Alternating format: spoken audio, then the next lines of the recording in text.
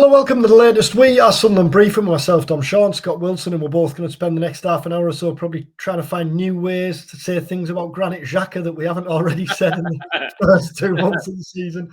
He was immense again on Saturday. Sunderland were immense again on Saturday, and they go into the third in national break of the season, fourth in the Premier League. And I think, Scott, the obvious place to start is when we did this video pod in the first break and the second break, the kind of caveat was, well, Sunderland have got that brutal run of games coming up. Let's just assess how they are after that. Well, Chelsea and Arsenal, 4 points from those two games. Throw Everton in there as well, who were clearly no mugs.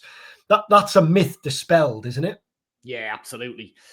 Yeah, I mean, the narrative at the start of the season wasn't it? Well, you know, once Sunderland got off to that good start, well, the schedule couldn't have been much kinder. Everything's fallen for them. They haven't played anyone yet. Wait until they come up against someone half decent. Well, like you say, they've gone and won at Stamford Bridge, having already won at Forest and drawn at Palace. They've now, gone absolutely toe-to-toe with the league leaders, got what I thought was a really thoroughly deserved point. I think we can categorically get rid of the idea that Sunderland are only where they're at because the fixture list's gone a certain way for them. They're tackling this much more difficult run of games absolutely head on now and fully deserve to be where they're at, which is in the top four. And for all that still sounds a bit bonkers, it's absolutely true.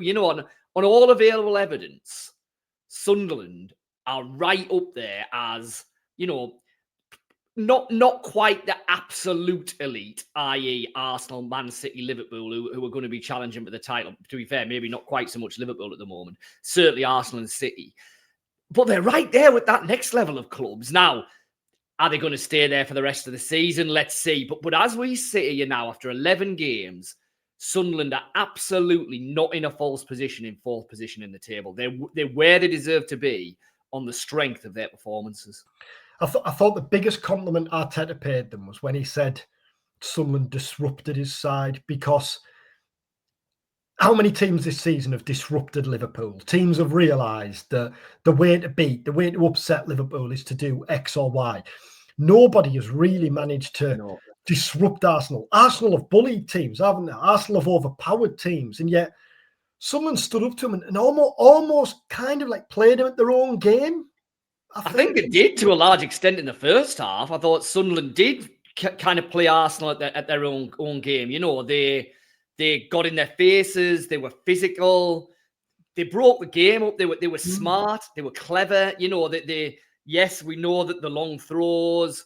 It was very stop-start that first half. Now, some of that was just circumstance because there were injuries that needed treating. But some of it, I think, was Sunderland's game management because it suited them for it to be a bit bitty and a bit stop-start and Arsenal not be able to get into a rhythm. Now, obviously, Arsenal then get into that rhythm at the start of the second half. But then again, when it's gone 2-1, when Arsenal are undoubtedly on top, playing really, really well, I've got to say, I thought. Saka in particular for 20 minutes, I thought was absolutely brilliant. But then absolutely fair play to Sunderland. Lebris makes the changes. They steady the ship. And then the last 10 minutes, Sunderland were the team that were likeliest. Now, they didn't create a whole host of chances, but you always felt like they might get one. And if there was a team who was going to get one, it was going to be them. And sure enough, Brobbey crops up with that brilliant goal. I think you're right with Arteta. I thought the other interesting thing that Arteta said after the game was, some of the other journalists, the kind of more Arsenal-leaning ones, were kind of pushing him on, well, is this 2 points dropped kind of thing? City were obviously going to be playing Liverpool the day after, all of that kind of thing. And Arteta pretty much said, look, no team is going to have an easy game here at the Stadium of Light this season. If any team thinks they're going to come here and just casually pick up 3 points, that's just not going to happen. So he's like, let's see how the other kind of big boys, if you like, do when they come here. But I don't look at this as a disastrous result by any stretch of the imagination, because I don't think anyone is going to have an easy game at Sunderland. On this week's Monday Night Club on 5 Live, they did a big chunk on Sunderland at the start, and I always think it's interesting getting kind of a neutral's view, and maybe someone who hasn't seen every game. Yeah. And they were absolutely purring about Xhaka, as you can imagine, blown away by his performance. And I think they said what you'd said, I think, when we did it, was it last week or the week before? If he's not the best signing in the Premier League in the summer, then it was the most important signing for just everything that he offers. But there were also just Sunderland's recruitment, talking about Sunderland's recruitment and how, I think it was Rory Smith who was saying that we touched on it a couple of weeks ago, didn't we, on how other Premier League teams will be kicking themselves for maybe missing out on some of Sunderland's players, or not pursuing some of Sunderland's signings. And Rory Smith was almost saying that really Sunderland's signings were hiding in plain sight. Really, they weren't unknown quantities who've come from leagues what no Premier League clubs ever look at. There were players who were playing at the top level. Alderete, previously in a La Liga's team of the season, Mukwele having played in the Champions League, Schroeder having played in the Champions League, Brobbey having played for Ajax, Roofs having starred for Holland's under-21s. Siddiqui in the Champions League last season with Union Saint-Gilloise. Which I think just hits home, really, what we were saying a few weeks ago, that other teams will be looking and thinking, I suspect they were on the lists of other teams. Leeds were linked with Siddiqui and Diarra strongly in the summer, weren't they? But teams higher up the Premier League pecking order than Leeds will be kicking themselves, won't they, for missing out or not trying to sign some of Sunderland. Well, they should be. They absolutely should be. Should they? How many Premier League teams have needed a goalkeeper in the last year, 2 years? Now, all right, 2 years ago would probably have been a bit too soon for Roofs, but last summer, a number of Premier League clubs were scrambling around for a goalkeeper. There's a number of Premier League clubs who still desperately need a goalkeeper. Man United, it's been the narrative for 2 years, hasn't it? Exactly. So, how on earth? Because like you say, Sunderland took a bit of a gamble on Roofs. There's no doubt about that. He's a young lad who's never played in English football before. But he's a Dutch under-21 international who was widely regarded as one of, if not the best goalkeeper at the under-21 tournament. So, like you say, Sunderland's recruitment has been sensational. They deserve massive praise for it. And they did take gambles. They took risks. But they're not, it's not like when they signed Jewison Bennett from Costa Rica and you're like, God almighty, who's he? We're scrambling around. We're scrambling around Google and Wikipedia for any two lines about him to find out who he is. It's not that. So massive praise to Sunderland for that, because, like you say, Leeds were definitely in the mix for Siddiqui and Diarra, but for a number of Sunderland signings, I'm not aware that they were having to really outbattle a whole host of Premier League clubs to try and get those deals over the line. It felt like that they just went in, got the job done, and got the player signed before any other Premier League club had even had a chance to kind of register a competing interest. And one player who wasn't signed in the summer, Dan Ballard. Yeah. Every inch a Premier League player, not just a Premier League player, but a class Premier League player. I mean, he has been immense again, hasn't he, at the start? And I think you can probably add Trey Hume to that as well. I think the two of them have stepped up so well from where they were at, as championship players, because, they stood out as clearly top-class defenders in the championship. And to be fair, Ballard probably has that kind of silky smoothness to him, that the way that he plays, the way he handles the ball, that made you think, well, he probably can handle himself in the Premier League. But it's such a big leap for them to do it, and to do it in the way that, not just handle it, but revel in it and make the league their own, really. And again, we keep on saying it, but stand out as, two of the most impressive defenders anywhere in the Premier League so far this season.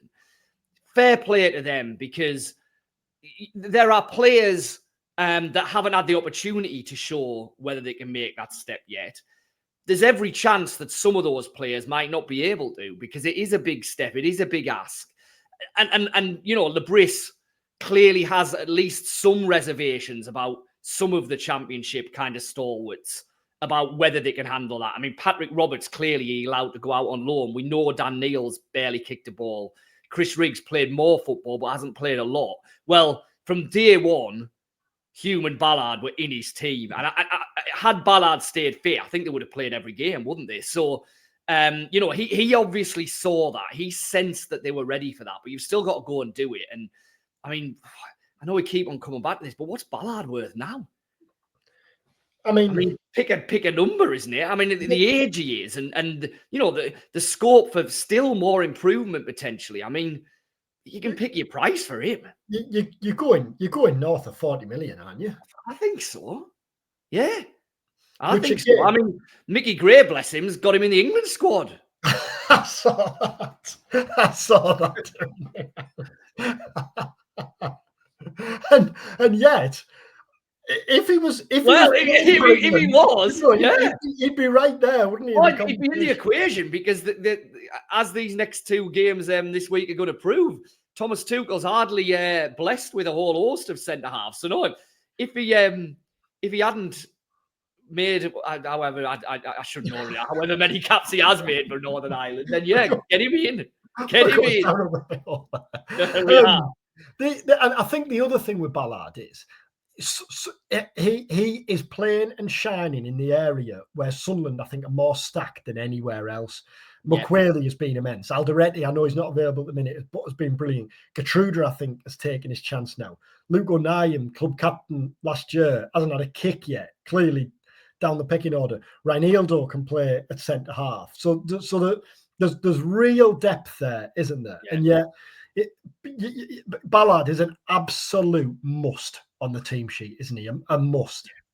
Yeah, absolutely. I mean, you just would not take him out, would you? And Sunderland have in the last month changed system quite markedly there. They've played the flat back four, they've played a five, they've played a five as a five. They've played the five that we've seen that more, blends quite quickly into a four with Hume or occasionally Gertruder stepping out. And however they line up, whatever he's asked to do in one of those central roles, Ballard's just been absolutely excellent. And in a season where posing a threat from set pieces has become such a big talking point, such a big part of so many teams as Arsenal. Well, I mean, Ballard, I think I saw he'd had more headers in the opposition box than any other player this season, even Gabriel. So, I mean, he is a massive threat for Sunderland. And regardless of his defensive qualities, which we've seen are excellent, what he's able to do from the Mukiele long throws, from corners, from everything, such a threat for Sunderland. It feels like things are starting to come together a bit for Brian Brobbey, doesn't it? And I don't mean that in a critical sense, because right from the very start, the message was, he came in on deadline day. We will be patient with Brobbey. We have big hopes for him, but we will be patient with him. And we can be patient with him because we've got Wilson Isidore and Eliza Mayenda there. But we touched on it last week, I think, how it was interesting that Brobbey was the go-to striker replacement rather than Mayenda for 3 or 4 games now. He obviously has that moment at Chelsea where he creates for Talby. But what a goal. I mean, he has no right to get there, does he? No, he has no right to get there. How many strikers don't have the bravery to go for it? It's a brilliant goal. It's bravery, it's technique, and it's also really just sheer strength to be able to out-muscle Gabriel.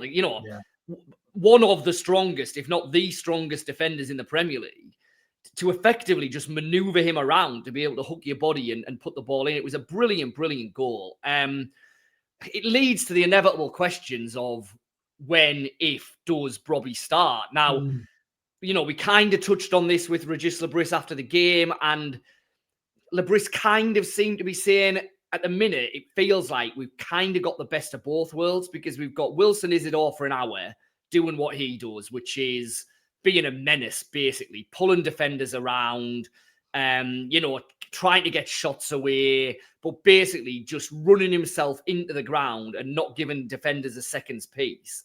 And then around the hour mark, somewhere like that, Brobbey comes on, more explosive, more dynamic, isn't probably going to give you the work rate over 90 minutes, but is going to really, really test any kind of a tyrant defence in the last 20, 30 minutes of games.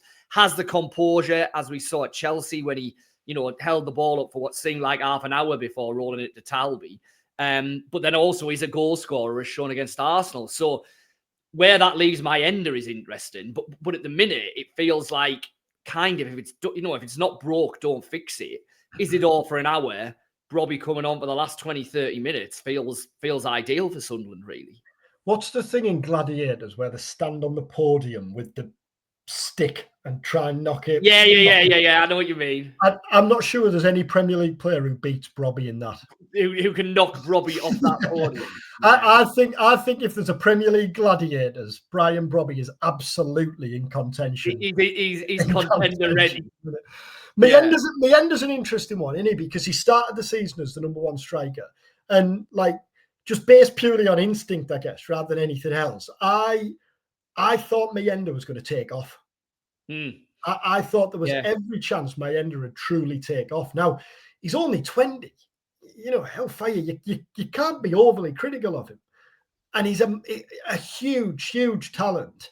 But I think I expected him to play more of a prominent part than he has. Yeah, I did. I mean, to be fair to him, he's not really done a lot wrong, has he? He's had a run of 6 or 7 games where you've looked at him and thought, God, he's nowhere near. He's done fine when he's played. It's just he got left out for Isidore. Isidore then had that little spree where he scored goals. Even when he's not been scoring goals, Isidore's shown what value he is to the team and how well the rest of Sunderland can play off him. So, I don't think there's any kind of argument around the fact that Isidore's deserved to stay in the team. And then, for whatever reason, Labrissa's looked at Brobbey in training and thought, he's my go-to off the bench. And at the minute, then, you wouldn't change that because every time he's called on Brobbey, he's delivered and done what he's asked of him. So, it's just going to be a case of Meyender having to be patient, isn't it? Which I know is easier said than done. He's just going to have to be patient and back himself that if and when he does get a chance, and he will, because there'll be times when Isidore or Brobbey get knocks. There'll be games when Sunderland are maybe chasing 2-0 down or something and he's throwing Brobbey and Meyender on. He will get chances. But increasingly, it feels as if he's probably going to have to make the most of them because at the moment, he is third in the pecking order, and he's going to stay there for as long as Isidore and Brobbey keep doing what they're doing. Alan Shearer, I was sent some quotes from Alan Shearer earlier today, who I think has been speaking to one of the betting websites, and he says he's not worried about the Derby game. I think he should be. Well, I mean, I'm surprised he's even talking about Sunderland because it seems like on Match of the Day, refusing to even acknowledge that they're in the Premier League, isn't he? He does go on to say, I've been mightily surprised at how well Sunderland have done. That's probably because he hasn't been watching them. Probably still thought they were in the Championship. I don't even think their most hardened supporters would tell you that they'd be where they are in the league and what they're doing so far this season. I think one thing that's come out of Sunderland is how tough it's going to be for any team going to the Stadium of Light. I doubt Arsenal will have a tougher game this season than the one they had at the weekend. I mean, I go back to what I said at the start. He says he's not worried. But from a Newcastle perspective, they haven't won away since April. The derby is only a few weeks away now. If that's played this weekend, Sunderland are favourites. I mean, dare we even go to the point where the biggest risk for Sunderland going into this derby is going to be complacency? Dare we go there? I thought you were going to go to where who finishes above who in the table, which could be my next point. But let's stick with the well, listen. As we sit here now, Sunderland have to start as favourites for that game. Sunderland don't lose at home, and Newcastle can't win away. So and you just look at the way the two teams have been playing so far this season, and you just think Sunderland will bully Newcastle off the pitch, that they'll be too strong, they'll be too physical. They'll basically do to Newcastle what they did to Arsenal, and Newcastle are not as good as Arsenal. So now there's a month to go yet. Anything can happen. Injuries, suspensions, form can turn. It's a derby. It goes out the window. It'll be a completely different. But, I mean, what an occasion. The first derby back was always going to be a massive, massive, massive occasion, regardless. Sunderland could have been bottom, Newcastle could have been top. Sunderland could have been top, Newcastle could have been bottom. The derby would still have been, the first derby would still have been massive. It just feels from a Sunderland perspective at the minute that it's even more eagerly awaited than it would have been, because you know what, like, there's nearly a month to go yet. So let's, you know, a lot can happen. But if that game was played tomorrow, Sunderland would absolutely start as favourites and would absolutely deserve to be. We seem to have this conversation every single week about where Sunderland can aim to finish this season now. But yeah, I think we'll revisit something that we maybe did 4 or 5 weeks ago, or it may have been slightly longer, when we said, if you're Sunderland, would you still take a 17th place finish now? And I think at the time we said yes. Surely 17th now is disappointment. And I know the aim going in is survival. Yeah. But I think purely because we now know that this Sunderland team is capable of so much more. Yeah.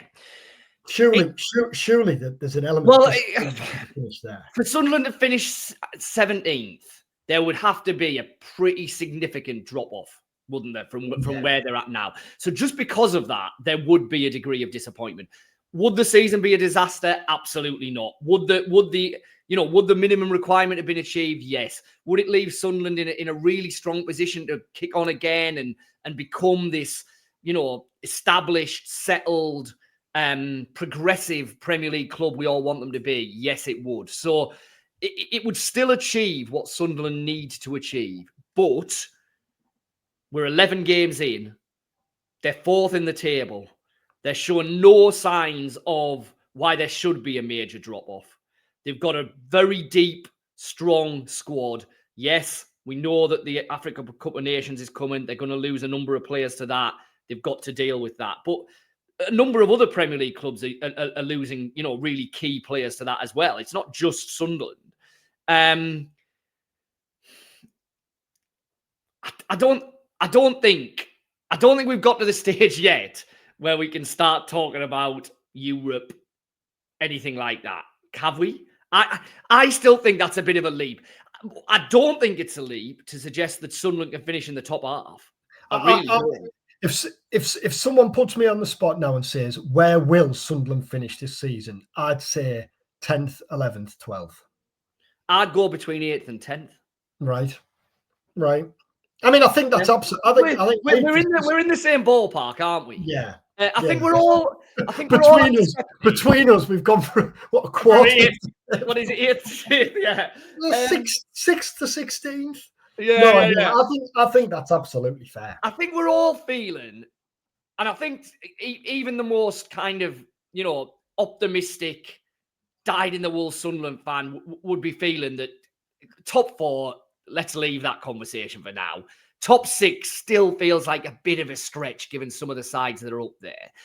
But bottom 5, I think, would be a disappointment from where they're at now. I really, you know, I do. And that's not, you know, that's not getting carried away, and that's not to down, you know, to kind of put undue pressure on them or anything. It's just, like you say, we've seen how good this Sunderland side is and can be.